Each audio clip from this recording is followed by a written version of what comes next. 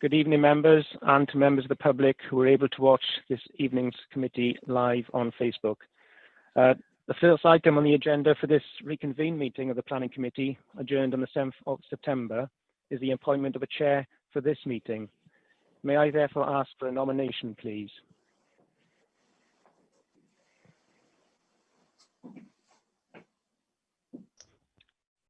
Are you able to speak? Can you hear? I propose Hmos. I'm happy to second that. Second. Thank you, Councillor Fall. Thank you, Councillor Harvey. Are there any other nominations, please? Thank you. I can confirm Councillor Morse has been proposed and it's now necessary for the appointment to be voted upon.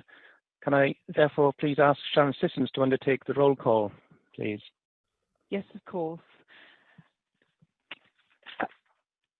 In terms of proposing for a chair, Councillor Bialik. For, against or abstain for the appointment. Councillor Bialik has not joined the meeting yet. Okay. Councillor Branston.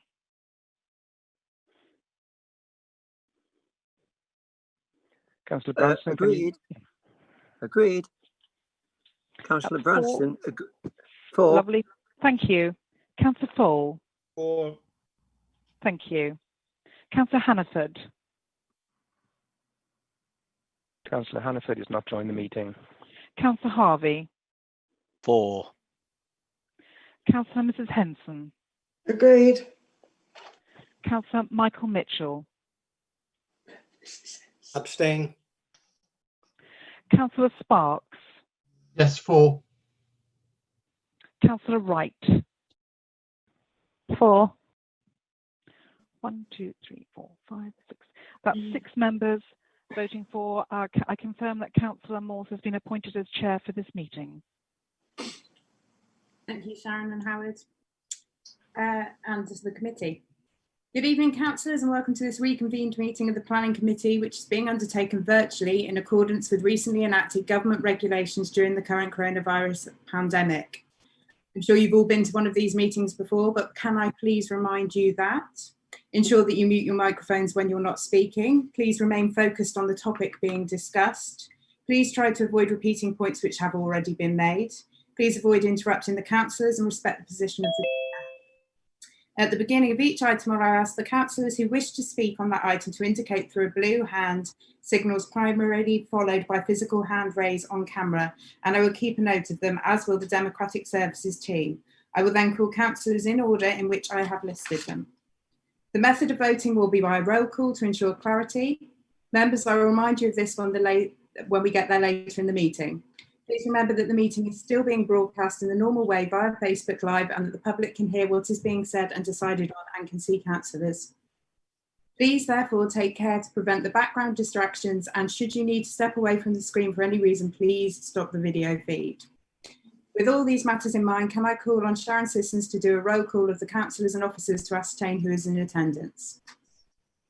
Thank you, Chair. So I'm just going to ask who's in attendance to state you're present when I call your name. Councillor Bialik. Present. Thank you. Councillor Branston. Present. Thank you. Councillor Fall. Present. Thank you. Councillor Hannaford. Sharon, sorry, Councillor Hannaford just phoned me, probably with apologies. Thank you very much, Councillor Wright. Councillor Harvey.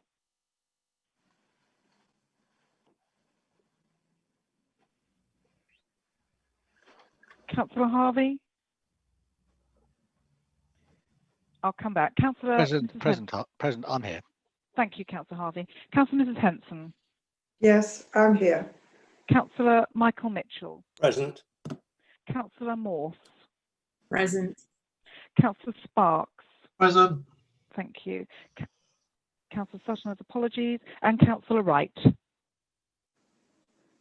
Present. Councillor Hannaford is just trying to get in. Thank you very much. And can I just ask for officers in attendance to also state you're present when I call your name? Director Bindu Arjun. Present. Assistant Service Lead Planning City Development Roger Clotworthy. Present. Principal Project Manager Development, Mike Higgins.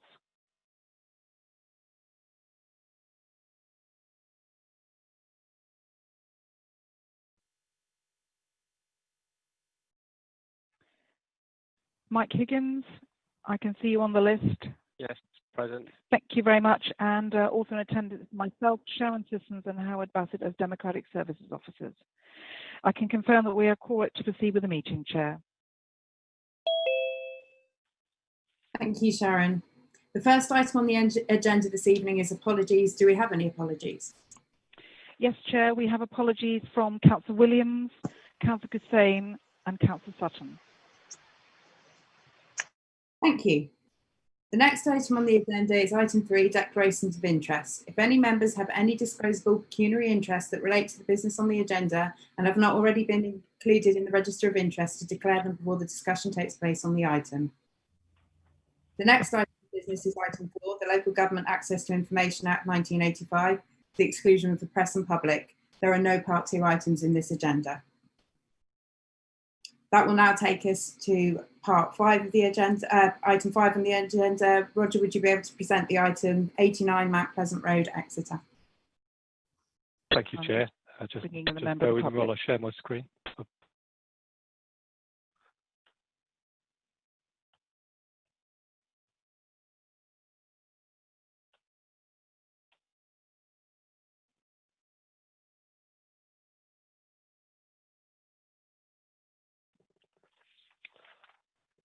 This application relates to 89 Mount Pleasant Road. It previously came to committee on the 1st of June, where it was decided to defer the application to allow the property to be marketed for another 3 months.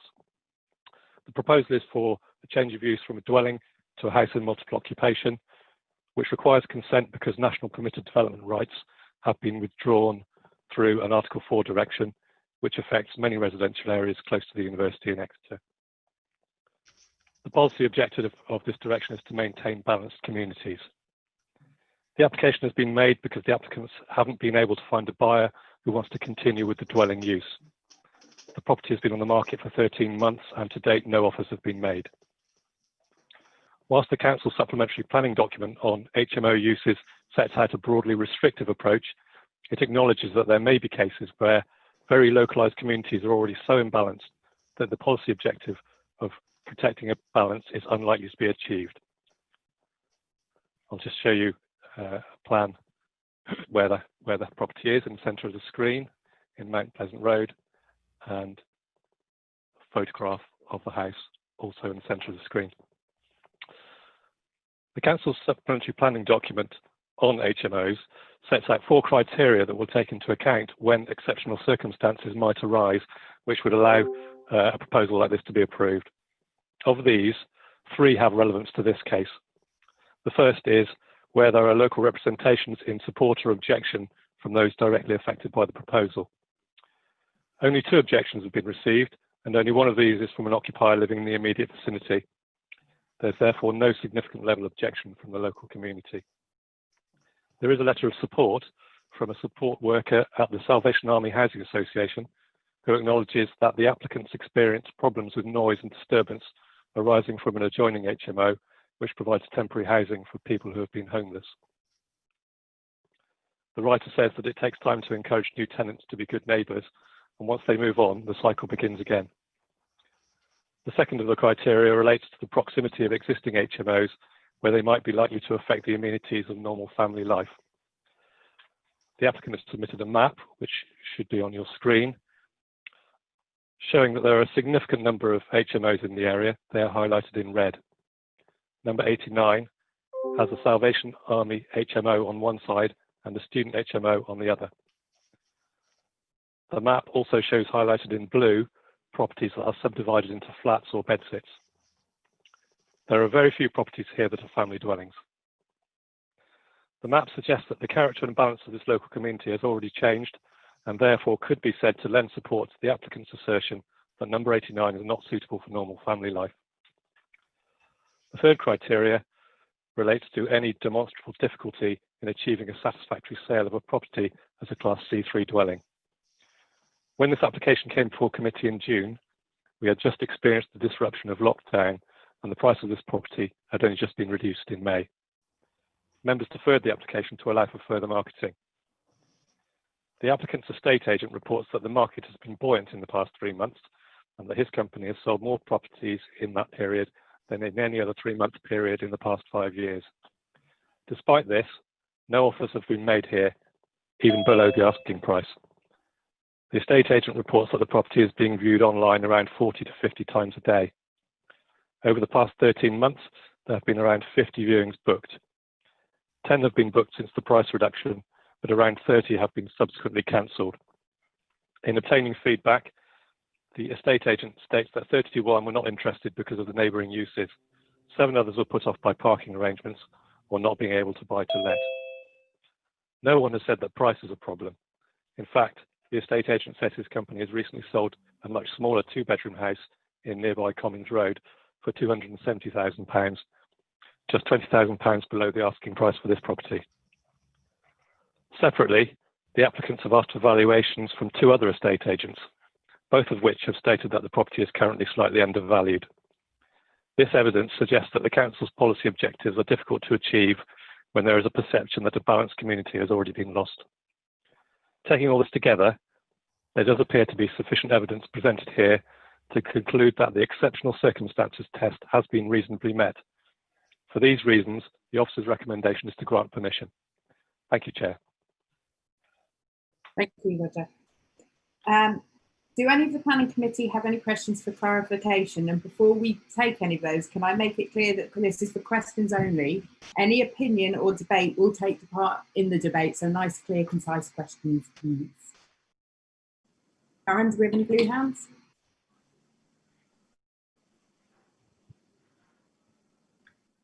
No, I can't see. Oh, Councillor Michael Mitchell would like to speak, Chair. Councillor Mitchell? Thank you, Chair. Just one point of clarification. Am I right in believing that when these people purchased the house to turn it into a family home, it had previously been an HMO and they reverted it to family use? So in effect, in some way, we're just reverting it back to its previous use? Yes, that is correct. Thank you. In which case, can I ask Catherine Partridge, who is speaking in support of the application, to speak, please? You have 3 minutes to speak on the item and you'll be advised when the 3 minutes are up. Catherine? I think you might still be muted, Catherine. It's *6. I'm just trying to... Thank you. Oh, sorry. Is that working now? Yes, it is. Lovely, thank you. Okay. Sorry, you have 3 minutes. Okay, thank you. Thank you, Chair. Thank you. Good evening, everyone. I just wanted to update you on what's happened since the last meeting, which the planning officer has gone through a lot of. So the house has been in the market for over a year, and since June again, we've had interest, but not received any offers, even though the other similar properties in the area have sold quickly in the last few months. Lockdown has been particularly difficult for us, given the increased time in close proximity to our neighbours, particularly the Salvation Army house, and we've had a lot more issues with noise, shouting and swearing at our children's bedroom, and loud offensive music being played in the garden every time we go out there. And the Salvation Army management have been really supportive, and they have tried to remedy it, but unfortunately, as they said in their letter of support, once the residents are better suited to living in this sort of environment, then they move on to a different type of accommodation.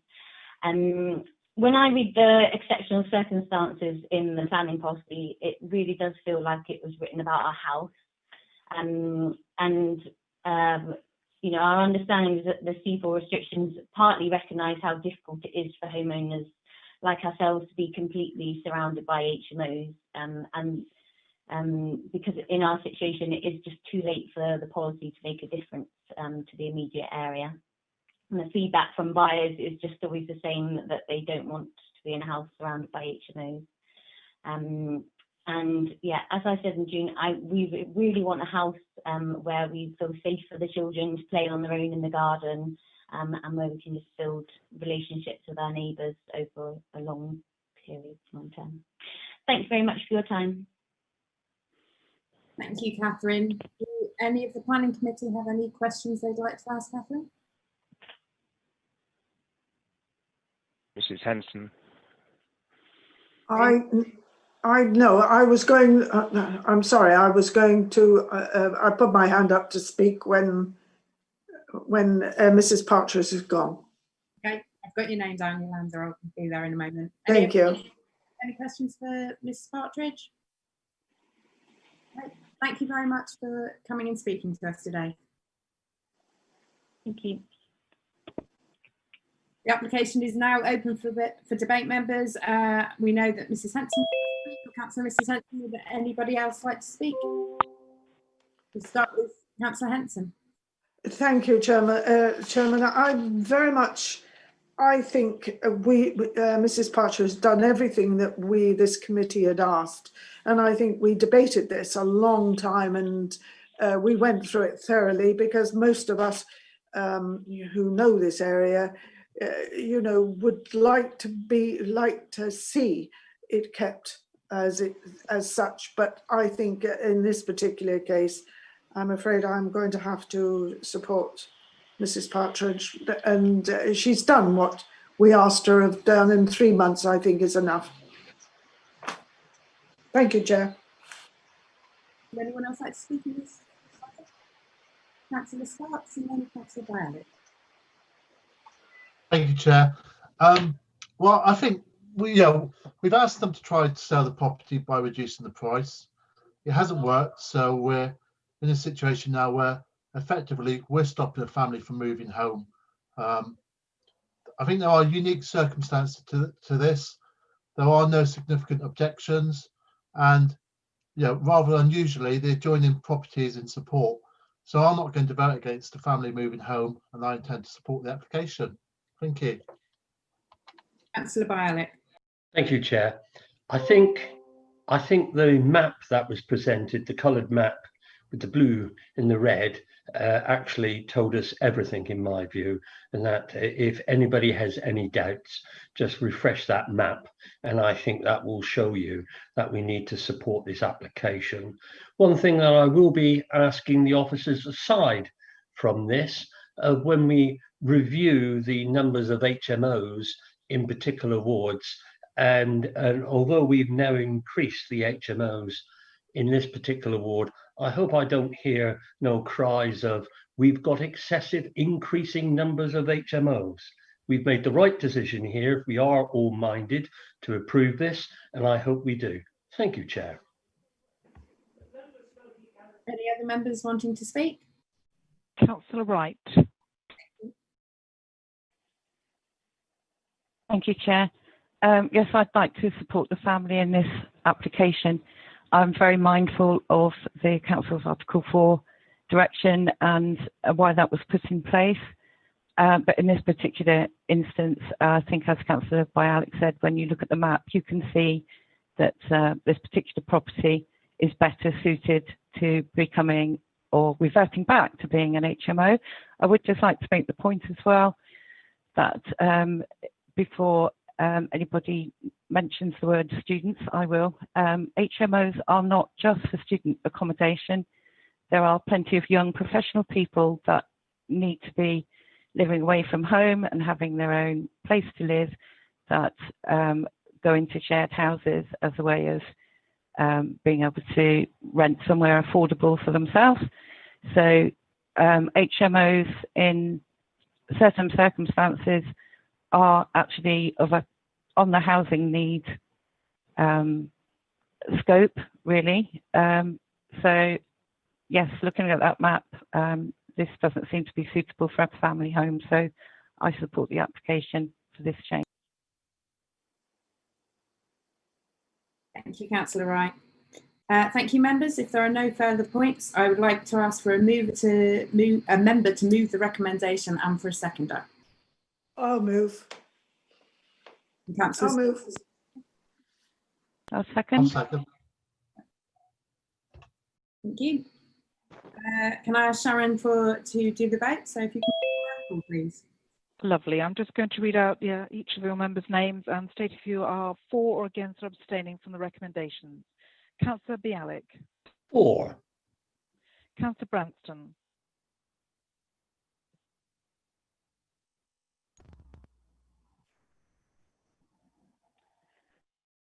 Councillor Fole. For. Thank you. Councillor Hannaford, I'm sorry, you were dipping in and out of the I'm afraid, of the presentation. So can I go back to Councillor Branston? I will have to abstain, Sharon. Thank you, Councillor Hannaford. That's kind of you. Councillor Branston? I'll come back. Councillor Hart. That was Councillor Branston, 4. Councillor Harvey. 4. Thank you. Councillor Mrs. Henson. 4. Councillor Michael Mitchell. 4. Councillor Sparks. 4. Councillor Wright. 4. Thank you. Councillor Morse. 4. Thank you.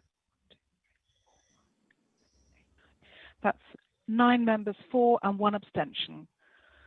The recommendations have been carried. Thank you.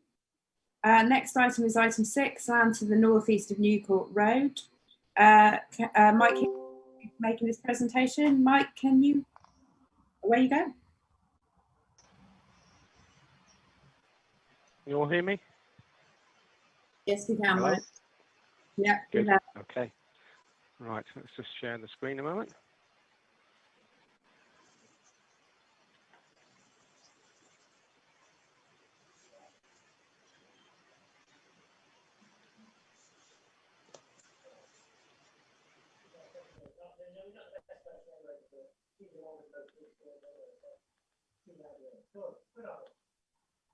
Okay.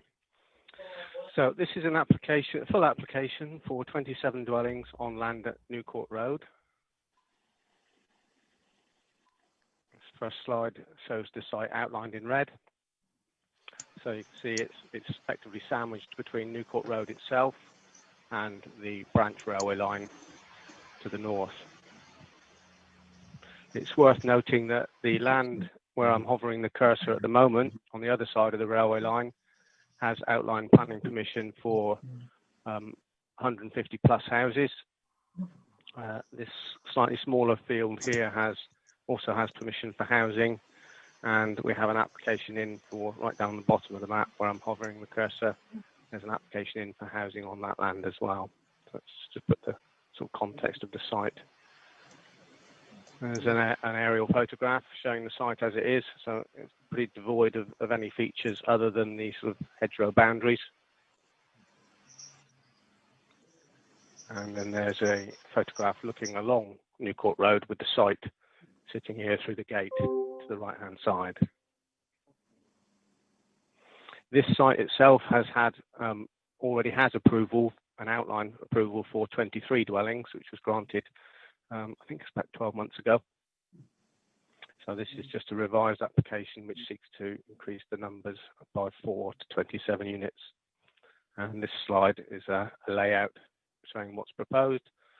So it's accessed fairly centrally off Newcourt Road, which involves the removal of the hedgerow, creation of a footpath all the way along the site frontage with a new hedgerow created on the back edge of that new footpath, and obviously a road that runs into the site with houses on either side and a central area of open space as a focal point within the development. The access arrangements are identical to those that were approved as part of the previous outline that I referred to. The next plan is just showing the materials proposed, which basically for the external finishes to the dwellings is a mix of brick, some stone, some render.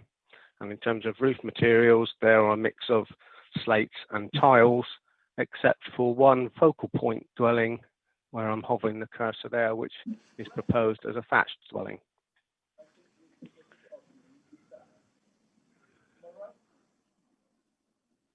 Did you say thatched? Yes, I did. Yes. Thank Yes. you. The next slide is a couple of representative visual images of street scenes within development. First one being the one along the road frontage, and then the other two being this one up here, properties that back onto the railway line, and then these around that face onto the open space.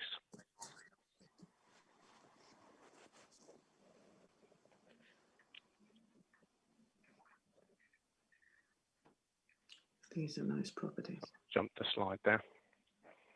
And this plan is the landscaping plan for the site, so it shows all the hedgerows that exist to the north, even west, being retained. So that's that one and this one.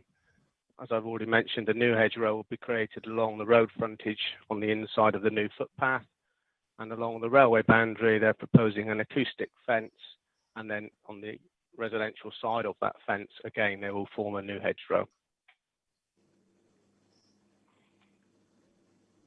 And then I just have a couple of slides to show you a feel for the type of design of the dwellings.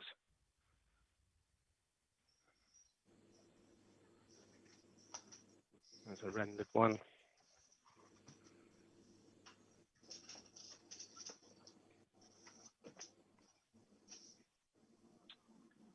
I've jumped a slide down. There's one of the slightly smaller ones.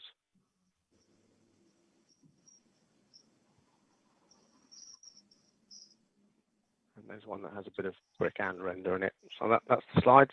There are 23 representations that we've received, which are all summarised in the main report.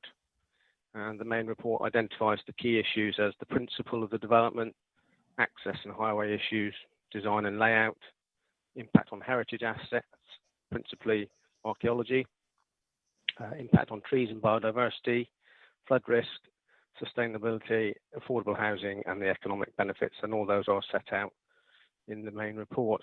You'll see from the update sheet that we have received one additional representation, which doesn't raise any significant new issues other than those already listed and summarised in the main report. And the update sheet contains a recommended amendment to condition 16 to reflect some negotiations that we've had with the developer. So in conclusion, the report identifies that we are still unable to demonstrate a 5-year housing land supply. The site's considered sustainable with limited visual impact and can contribute to new housing provision, both open market and affordable. And it has to be borne in mind, as I said, that the site already has an outline consent for development for residential use as well. So the officer's recommendation is one of approval subject to Section 106 agreement covering the matters set out in the report and the conditions in the report with the amendment set out to condition 16 on the update sheet. Thank you, Chair. Thank you, Mike. Do any of the planning committees have any questions for clarification? I've got Councillor Harvey already and now Councillor Henson. Councillor Harvey. Yes, I've got 3 questions to ask Mike.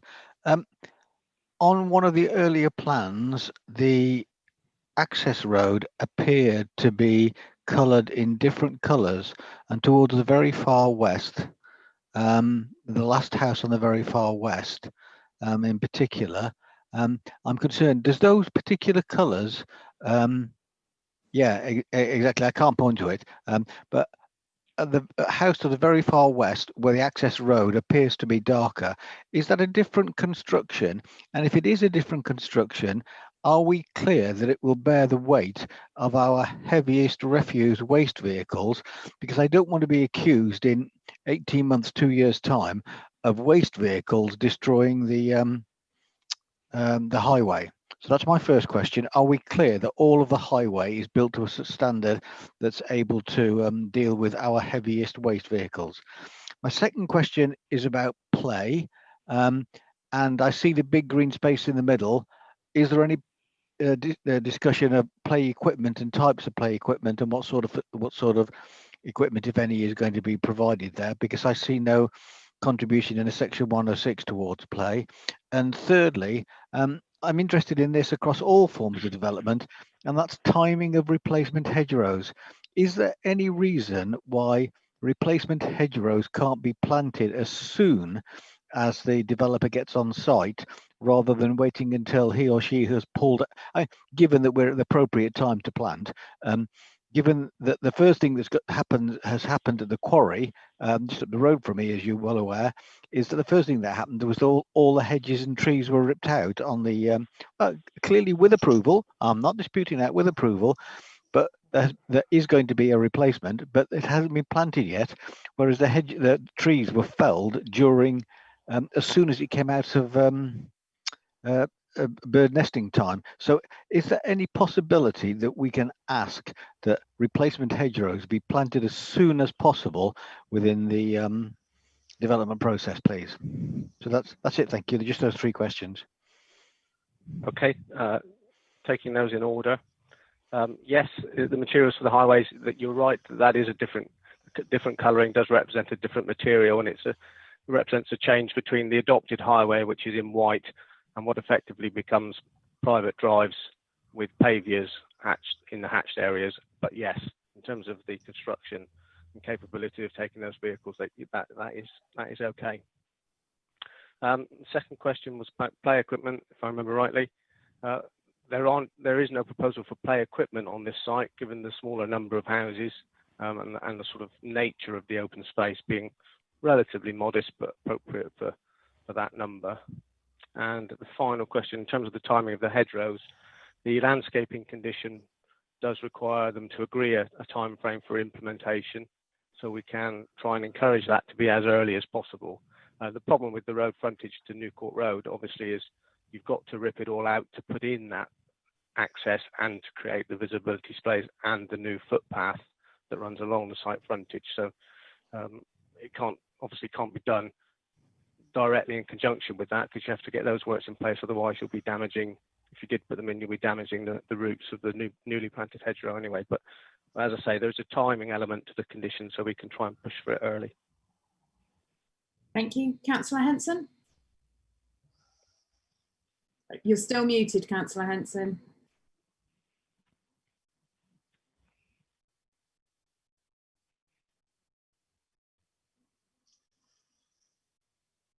Is that better? Better, thank you. Thank you, Chairman. I'm just asking 2 things I'd like to ask. What is the red area that's come into the site and going out again and seems to leave an area that is no man's land? And the question I'd like to ask is, Strongbox, they've built in Exeter before? The builders? Okay. Thank you. The first question, this I would say rather peculiar indent of land. Yes, that is just land that has been retained by the previous owner of the field. Why is anyone's guess, but obviously any proposals that were to come forward in relation to that land at a future date would have to be considered on their own merits. But I'm sure the current developers would have liked to have had it, but it hasn't been offered to them for sale. So that explains that. It's not and landlocked. Yes, Strongbox. It might. No, it's not landlocked. No, all right. Yeah. No. And the second question, Councillor Anderson, yes, Strongbox have built in Exeter before. They did the development off Pilton Lane near the Sainsbury's. If you recall that I'm one. with you. Thank you. Yes. So that's one of them. I think they've probably done others as well, but that's the one that springs to mind. Councillor Wright, you wanted to ask a question? Thank you, Chair. Most of them have been answered, but just a quick question. Could you please show us with your cursor on the map where the social housing, affordable housing flats are going to be? I know it says to the rear. Yep, it's these with pink dots. So this is the apartment block, which I'm hovering over now. And then there's a 2-bed and a 3-bed dwelling here. And the 2 and 3 bed are intermediate housing.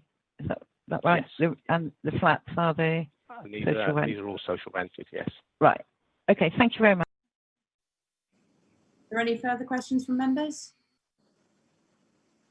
I can't see you all at the moment, so I might have to shout if I'm missing you. I'll just check. No, that's okay. All right then, in which case, we have members of the public speaking on the application. Can I ask Stella McLaren, who is speaking against the application, to speak, please? As always, you have 3 minutes to speak on the item and you'll be advised when the 3 minutes are up. Hello. Hello, Stella. We've got 4 minutes for you. Morning. Evening, I mean. Okay, ready to speak? You have 3 minutes. I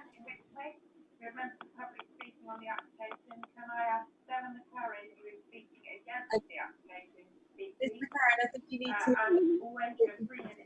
Hello. I'm also speaking on behalf of our neighbours, in particular those who live opposite this site.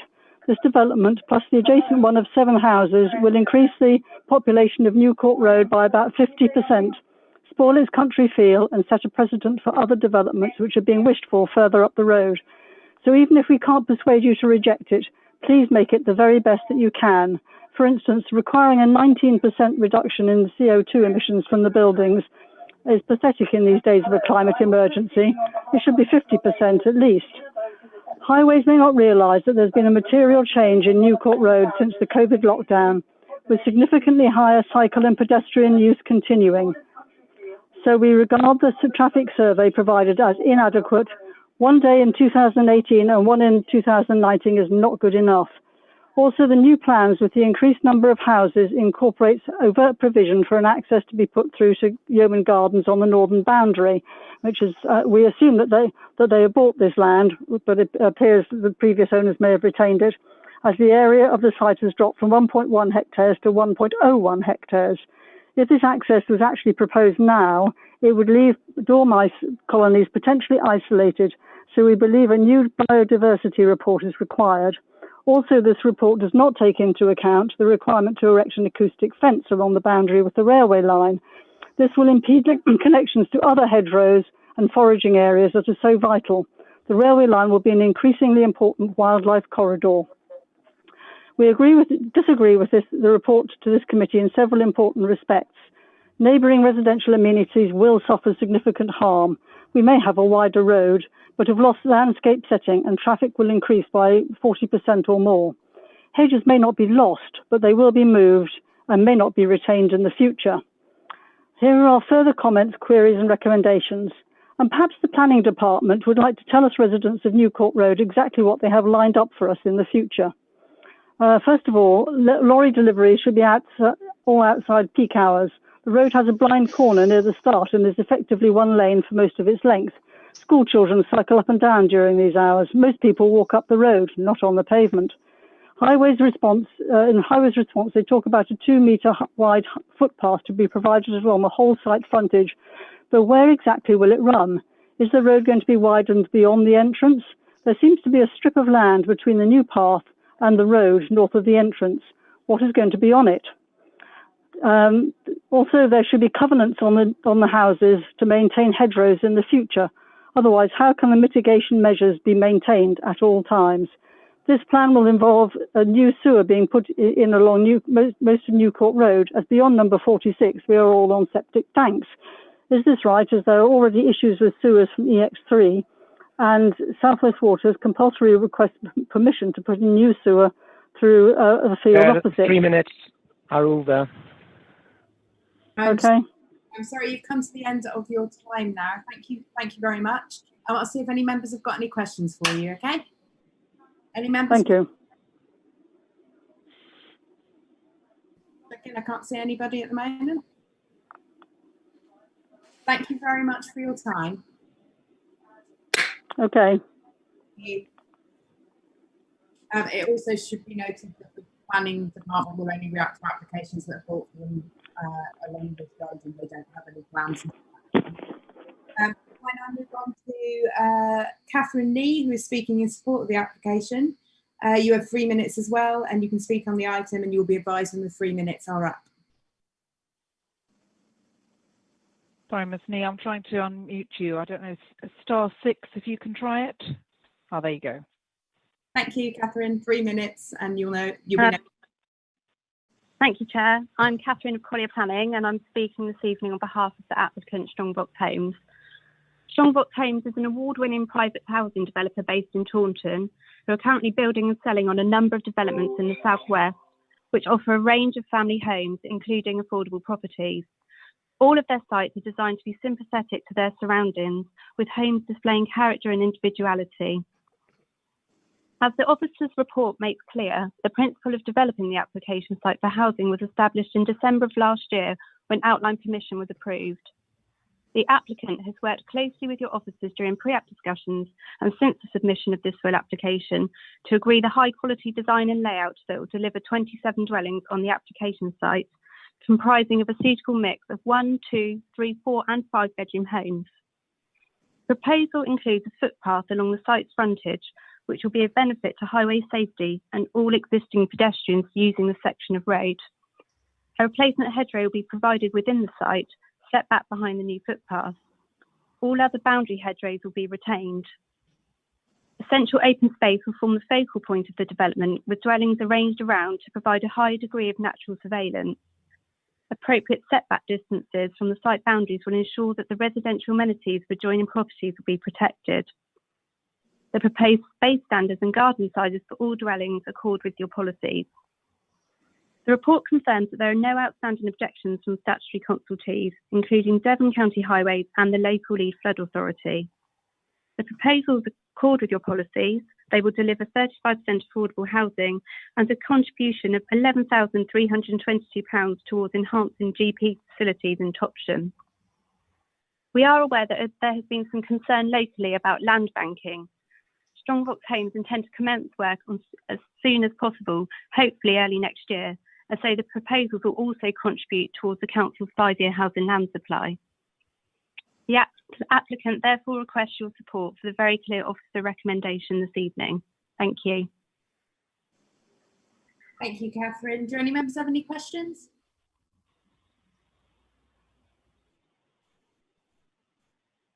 Can't see anybody waving at me. So in that case, I'd like to open the debate, but would like to remind members that this site already has planning permission for 23 units of housing, and this will see an increase to 27. Anybody like to speak?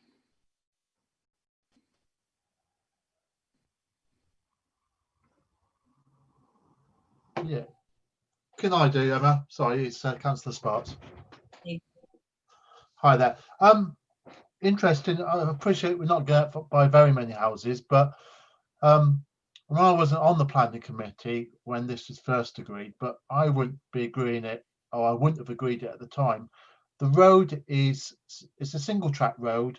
It's regularly used by cyclists and walkers. It's a cut through from the New Court area of Topsham through to Topsham. It's just not suitable as it stands. Where I see that they're going to put a path out the front, but the path out the front is irrelevant when the rest of the road there won't be a path. So I just can't support this. Sorry. Thank you. Thank you, Councillor Sparks. Anybody else like to speak to the application? Councillor Wright. Thank you, Chair. I'd like to thank the officers for the report firstly, because I think it's very thorough, and any questions that I have at the beginning then seem to be answered as we go through. And I am in support of the stipulations that they've put in with the recommendations, which covers everything that I would be worried about, apart from possibly in partial agreement with Councillor Sparks about the footpath, but I don't know whether this would be more of a Devon Highways issue rather than a planner's issue, but also taking on board what's been said about recent, the recent, we're still in it, the COVID situation where people are walking and cycling a lot more. It does seem to be a missed opportunity to widen that pathway and to extend that pathway to make it a cycle path. There was something in the report about cycle pathway joining up with Topsham, but perhaps I could ask Roger to clarify on that, Chair. I think probably for Michael to clarify as the officer. Michael, are you able to answer the question? Sorry, Michael.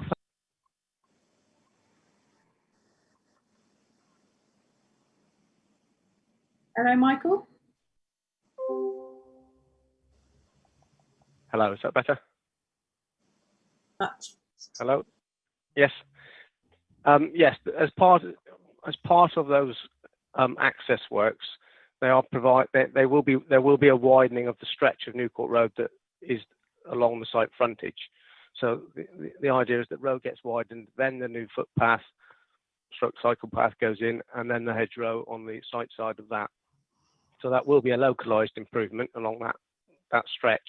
And the Highway Authority have looked at that, and they've looked at the traffic generation and are aware of the changing nature of use of New Court Road, and have still come forward with their recommendation that the highway impact is acceptable. And I think the reference in the report might be the fact that there's towards the bottom of the site, there's a link up there to the development that has happened on off Exeter Road, where Burringtons have built their houses, and they have a footpath, cycle path that links New Court Road to Exeter Road. So that will facilitate that connection. Hopefully that answers the question. Thank you, Michael. Anybody else wanting to speak? I think before we go to the vote, I'd just like to reiterate this. We've seen this application in a similar style before, and I seem to remember quite a lengthy discussion at the time about highways, and many opinions being shared, but the general feeling being that if the Highways Authority have not objected, we're not in a position to refuse it on those grounds. Yeah. So moving forward towards the vote, can I ask Sharon the roll call?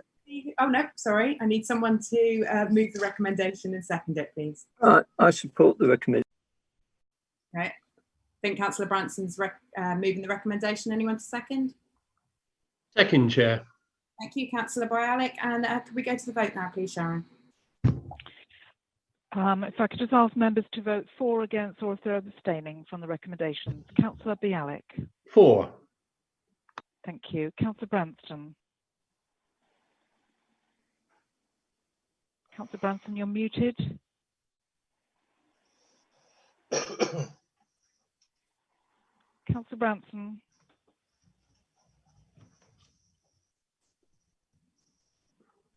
Maybe we could come back to him at the end. Yeah, that's fine. I'll just try to unmute him. But Councillor Fole. For. Thank you. Councillor Harvey. For. Councillor Mrs. Henson. For. Councillor Michael Mitchell. For. Thank you. Councillor Sparks. Against. Thank you. Councillor Wright. For. Thank you. Councillor Branston. For. I support. For. Thank you. Councillor Morse. For. 8 members are for, 1 against. I confirm the recommendations have been carried. Thank you. Item 7 is the list of delegated decisions. That's moving across to Roger Clotworthy, who's going to present that for us, please.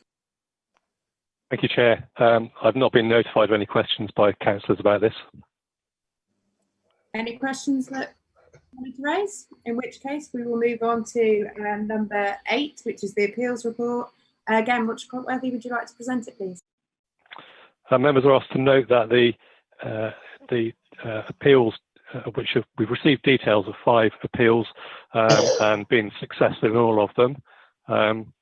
And there are 4 new appeals that have been received since the last report to you. Thank you, Chair. Okay, anybody want to make any comment to that? If not, we'll just note the report.